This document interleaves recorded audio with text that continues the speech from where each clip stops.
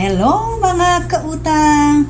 Of all the olas na na-try ko, meron akong top 4 at highly recommended ko talaga sila. First on the list ay si Tala kasi siya talaga yung pinakaunang ola na sinalihan ko. Ang gusto ko talaga dito kasi long term siya, 2 months to pay. At kung early ka magbayad ay magma-minus ang interest. Yun lang, isang payment lang siya.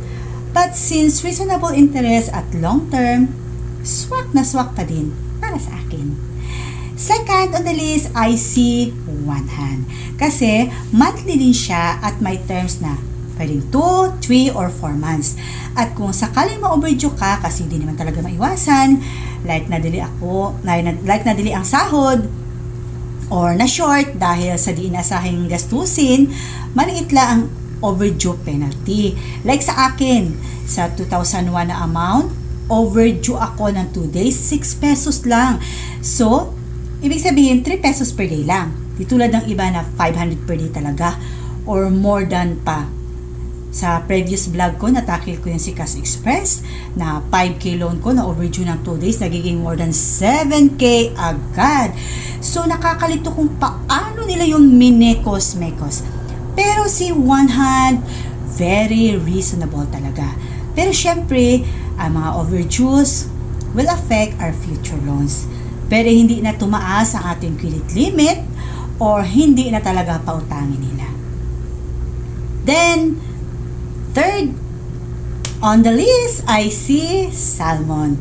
Kasi 1 month to pay siya at reasonable interest. Then after 1 month, pwede ka lang magbayad ng interest at yun ang required amount talaga na need bayaran or plus any desired amount. Then after 1 month naman ulit ang repayment period.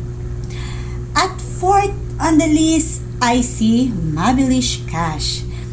Pwede term ay 2, 3, 4, 6 months. But every 15 days ang bayaran. Reasonable interest at if na overdue, nagre-remind lang sila, hindi naman nang haharash. But of course, it will affect your future loans pa rin. Ang lahat ng ola na ito ay same day process lang, 1 valid ID, no need payslip, reference contact, at madali lang talaga ang loan process. But hindi po ako nag-encourage mangutang kasi alam naman natin na madali mangutang pero minsan mahirap magbayad. But at least, if matindi talaga ang pangangailangan, ay meron tayong alam na malalapitan.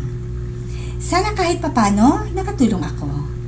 Yan lang, and stay tuned here in Utang Queen. Bye for now, and thanks for watching. See you soon.